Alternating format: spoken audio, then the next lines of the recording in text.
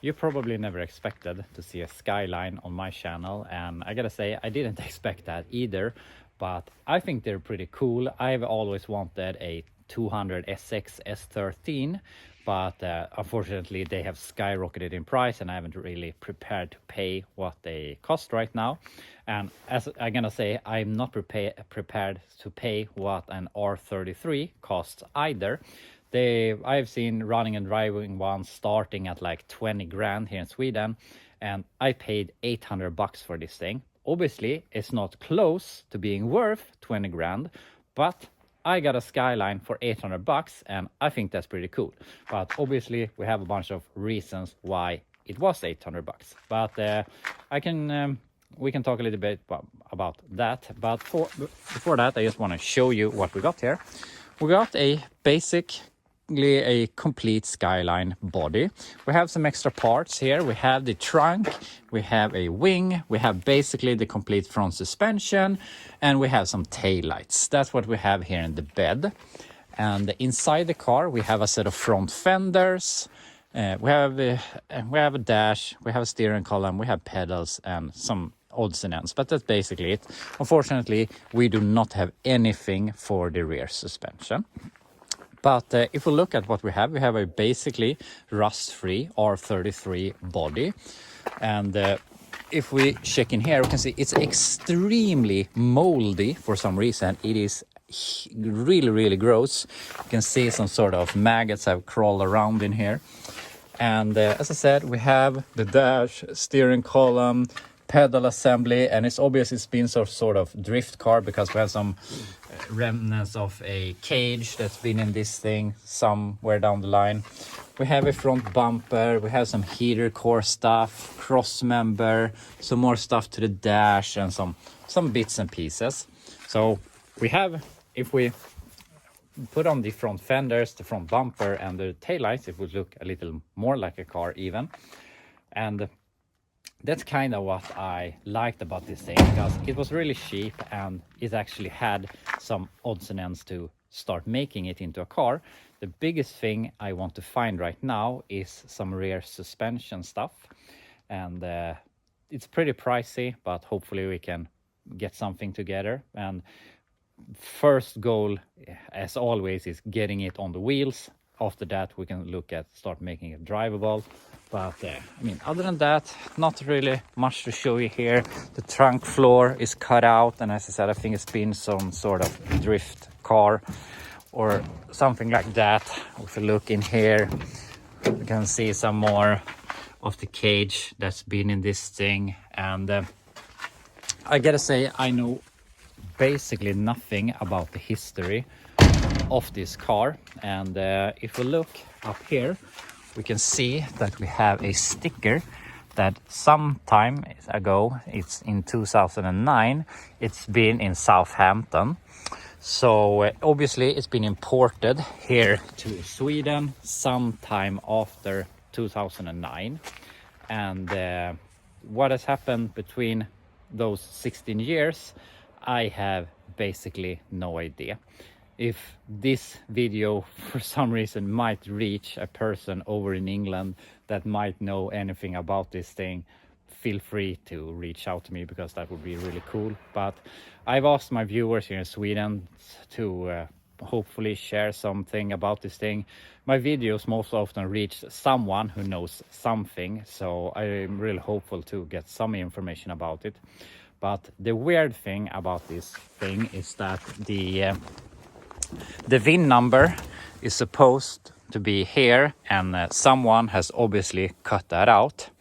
And if we go back to my Mustang, that thing, I can't find a VIN on it because it is also being cut up. But on that thing, I really don't have a feeling that it is something weird. It has just fallen out of registration. I have a license plate and I can do some searches for it. With this thing, since it is very blatantly cut out, I obviously have a very big suspicion that this thing, the identity of this vehicle, has moved over to another vehicle, which obviously isn't a good thing. But I don't know, it might be some other reason. It might be stolen, I don't know, but it's been on marketplace now for a few weeks, and it has been sold a few times here in Sweden from what I know. So if it was stolen, I think that someone would have acknowledged that before I bought it. So I don't think that's a big issue. But the biggest thing about this car for the future of it is obviously, can I get it registered? And obviously without a VIN I can't do that, so I have to do a bunch of research to see if I can find the VIN, find what the car should be, if it is still registered in Sweden, or what the story is. Otherwise we have to think about another solution. I'm definitely going to do something with it. If so, the last resort is putting this body on a blazer frame and drive it in the woods or something. But some way, somehow, I'm gonna get a set of license plates on this thing and drive it on the road. If we can't find a proper Skyline, the proper Skyline VIN for this thing, we can start looking into other ideas, maybe some other Nissan that we can do a body swap with, a S13, S14, something like that, that has a VIN that we can tie this body to in some way. If we graph them together, that's okay here in Sweden. So we'll see how it all ends up. But I'm really happy that I bought it. I think it's something fun. As I said, I paid 800 bucks for it, and if worst comes to worst, I could definitely sell this thing in parts and get my money back. I think the doors are worth 150 bucks each. We have the front bumper, the tail lights, and so on. So I'm not worried that I'm in it too deep. I think I'm in it perfectly. So the first order of business is to start searching for a rear suspension to get it on its wheels at least. But for today we can do some stuff, and it's freezing cold here today, and I wasn't really thinking about working outside, but I can't help myself. And I gotta say, a very big part of the reason for me buying this thing is because I have two kids. They're 7 and 9 years old, and my little one, the 7-year-old, he really likes Skylines. And when I start talking about this thing that I saw at the marketplace, he didn't stop bugging me about buying this thing. And when I made a deposit on it, which was a week ago, he has bugged me every single day. When are we gonna pick up the Skyline? When are we gonna pick up the Skyline? So I bought it, as a very big part of it was I bought it because he thinks it's fun, and if he thinks it's fun, I think it's fun. So his jaw is gonna drop to the ground here when I go and pick them up later. And if I also can put on the fenders, put on the front suspension, tail lights, deck lid, wing, and make it look as much of a car as possible, his jaw is going to scrap the gravel coming up here. So yeah, I want to try and make it as much of a car as possible here today, even though it's freezing. So I'm gonna change into my work clothes and see what we can do with this thing. I got all the parts out here. So we have basically a complete front suspension except for the rack and pinion. So hopefully we can get that on it and get some wheels on the front so that we at least can dolly it around with the forklift. Also, we have some tail lights and some rear view mirrors, and I want to put these on the car just to make it look more complete. And I'm even gonna be so serious, so I'm gonna remove these and paint them white so that they will match the car, so it looks a little bit better. We'll see if we can do the mirrors. They're missing a bunch of screws, so we'll see if we can make it happen. We have the front why can I remember the word right now? The cross member for the front end here. Someone powder coated it in this blue color, and we have red suspension stuff, so I'm not sure how mismatched all of this is. But we have probably what we need to put some wheels on it. We have a front bumper that looks to be straight out of a Fast and the Furious movie. So that's gonna look pretty cool if we can get that on there with some zip ties or whatnot. We have this trunk lid, and this was actually a very interesting find because we have a bunch of stickers here, which is jspec.se and mrtuning.se, and that obviously .se means that they are Swedish websites. And obviously this is not a 100% confirmation, but I think it's a pretty clear indication that this thing has lived a life in Sweden, probably with license plates, and I mean after it came here from England. So I am dead certain that I am going to find, or either me or one of my viewers are gonna find pictures of this thing when it was a car, and probably with some license plates on it. That doesn't mean that we are gonna get a hold of those license plates. Obviously there is something wrong here, or probably something wrong, I don't know yet. But I bought a shell. I don't think I am entitled to the paperwork on this thing, but maybe if we can find the plates, the plate number, we can go that route and see where it takes us. But as I said, I don't feel entitled to that paperwork, even though basically the body is, but I consider myself to have bought a body, not a car in that sense. So we'll see. But I'm gonna do some research, and I am, as I said, I'm dead certain I'm gonna find something about it. The Swedish car world is way too small for that not to happen. We have the wing for the deck lid, and we have the front fenders, and the same thing here. I want to clean them and just rattle can them white and put them on to make it look as much of a car as possible. And if we can get the front fenders, bumpers, tail lights, get some wheels on it, get this on with the wing, it's gonna look pretty much like a car again. So that's what I want to achieve here today, but we'll see what we have time for. But anyway, I'm gonna loosen all the ratchet straps and jack this up the front, and hopefully get some front suspension on it at first. First step here, I got it up in the air a little bit, got the front cross member on, and I'm not even sure which way it goes, because I mean, it can go both ways, but since we have the steering column or steering shaft here, I think that's supposed to go somewhere like here, and that would align with the steering rack mounts there. So I think this is how it's supposed to go. So yeah, with that, we also know that the steering should be behind the front wheels, which would make this the right side shock tower. So yeah, hopefully this is correct. I mean, we can always take it apart. But we have to get some temporary bolts. We have one bolt there, but missing nuts and everything. So I think that we should be able to get this on wheels pretty easy here. And I mean, we're gonna take it apart later on when we start rebuilding this thing. But one thing that was pretty ironic is that this thing has 5 through 114 millimeter bolt pattern, which is the same as Mopar and Ford, old Mopar, American Ford and Mopar, which means that I have wheels that is going to fit on this thing, which is amazing. So we'll see which wheels we go with, but this thing will have front wheels before the day is over, I'm pretty sure. But we're gonna take a little bit of a break there, because I have taken everything I want to paint into the garage, because I want them to be warm. So I want to spray them so they have a chance to cure. And while we work with this, and then we can go back and work with this and obviously put everything back. So let's paint some stuff. The body parts here, we're just gonna make them white. We're not gonna do a proper paint job. This is gonna be simple as possible, just so that it looks a bit better when it is sitting until we're gonna work on it next time.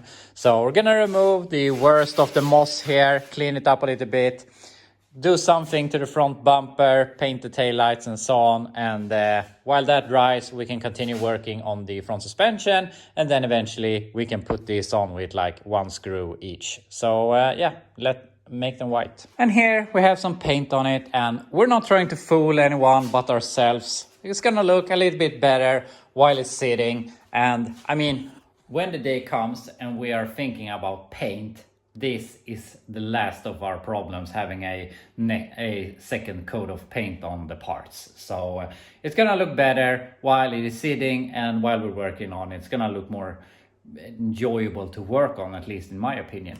So I'm gonna let this dry while we continue working on the front suspension. We're outside again, and I've got the front suspension on as good as I can. And it's pretty ironic that this being metric is actually a bit of a problem for me, because these nuts up here are metric fine thread, which I don't have basically anything off, so I don't have nuts that fit. These are on a half thread, so we're gonna get some nuts for that. Also, these bolts here are pretty specific, so I don't really have ones that fit perfectly, and there's supposed to be a nut insert in here, so I think it's easier to go to a Nissan dealer and see if I can buy the proper bolts. But for now, this is gonna have to do. At least it hangs on the front end. We have both of them on. So basically, now we can put on some wheels. And I actually, by coincidence, found a lug nut here that fit. It was in this piece, in this nut and bolt box I have. And it shouldn't be there, but it fits. But also, these trucks are metric, so we might have some lug nuts that will fit. So technically we can put some wheels on this now. The thing is, the wheels are going to be all over the place since we don't have a steering rack. So I have to think about if we should make the steering not being able to steer, because that's going to be easier when I move it around with the forklift. So I'm going to think about some solution there. I'm going to find a set of wheels and some lug nuts. And all of a sudden we have this thing sitting on its front wheels, and as I said, Mopar Ford bolt pattern. I've had these wheels on a Roadrunner I was restoring to have a set of crap wheels that I wouldn't mind getting overspray and stuff on, and they fit right on. And I managed to find some lug nuts that fit semi-decently. And the steering, I just locked it with a big tack over here so that the wheels would track straight, because if you try to move a car with a forklift and you're trying to push it, the wheels are going everywhere and it's really hard to move it. Now we can move it with the forklift without lifting it in the middle, which is going to help us a lot. So same thing over here, wheels are decently straight enough for this purpose.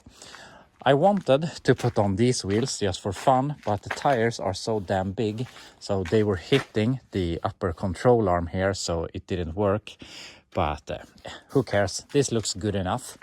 So yeah, we're done with the front suspension for now at least, and I would like to put on the front fenders and stuff like that, but I feel that they could cure a bit more, so I want to start putting on the trunk lid and the wing. What a difference with just the tailgate and the wing here, and it just tied everything. And I put on the trunk first here, and I had it like this because I thought it would line with the rear fenders, and I thought this can't be for this car. But then I realized it has to go down to there, and the wing is basically an extension of the quarter. And I'm gonna say I'm not a super tuner guy and I'm not a fan of wings, but in this case it actually made the whole rear end of the car. So there's one thing left here on the rear we can do, so I'm gonna fix the taillights and put them on, and that's gonna really make this look like a car again. Taillights are on, and what a difference. These taillights are so iconic for the Skyline, and since I sprayed that white and also just by putting them on, it made the biggest difference. So yeah, I'm really happy with what we are doing here. Unfortunately, it's so cold here. Otherwise, I would have liked to pressure wash the whole car. Maybe we could spray the trunk a little bit to make it look a bit better. But what can you do? It looks a lot better and a lot more fun to work on. I also got these rear shocks and springs, but I'm not sure if we're ever gonna use that. We could put a solid rear axle on this or something, but I really feel it's trading down in a sense for this thing. I really would like to get the proper rear suspension, but that will be in the future. It is available. It's just a matter of paying the money, which I'm not really into right now. But anyway, we're done with the rear. Unfortunately, we don't have a rear bumper, but also that's something I could get today if I wanted. We just have to spend the money. But anyway, we're gonna move over to the front here, put on the front fenders and the front bumper. And there we have the front fenders on 2 bolts each. We got the front bumper on with 1 bolt on each side, and I gotta say I'm not a fan of this bumper, but it looks better than nothing. I'm probably gonna look for an original one, and that's gonna look a bit better. But I mean, from the empty body shell that we drug home this morning, and now it looks like a car with potential. And this is something I'm really trying to show in my videos, and I'm telling people I have bought so many projects in crates and baskets and Ziploc bags, where people have obviously get tired of it because they took it down to too many pieces, and then I buy it for a really cheap price and I just put it together in a day. We have spent 4 hours here putting this together, and we have gone from an empty shell to at least what I consider to be a good project. And not only do we have the front end here, I would say that the rear looks even better. It's too bad we don't have a bumper, but also I forgot to say I put on the mirrors, so that also ties it all together. So yeah, I'm really happy what we have achieved here in 4 hours. And I have a Skyline R33, which I didn't have this morning, so I'm really happy with what we have here. So one last thing, I want to put this up on some blocks to make it straight, and I'm really tempted to pull the springs in the front to level it out a little bit, because obviously it's really high right now. But I just want to put the other wheel over there in the wheel well to take a look at it, have it look like a car a little more. And obviously I'm a big fan of 15-inch rims, but on this thing they don't really fit. So obviously we need to get some 17 or 18-inch wheels for this thing in the future, but that's for another day. So yeah, get it up on some blocks and put a wheel in the wheel well just to look at it one more time here. I jacked it up in the rear and just put one of the other wheels in the wheel well, and obviously, as I said, 15-inch wheels doesn't really suit this thing, but from the basket case we drug home earlier today to this thing basically looking like a car, and if we could get a rear suspension so that it can sit on its own wheels, that's gonna be an amazing step for this thing. But we'll see when we manage to get some rear suspension stuff.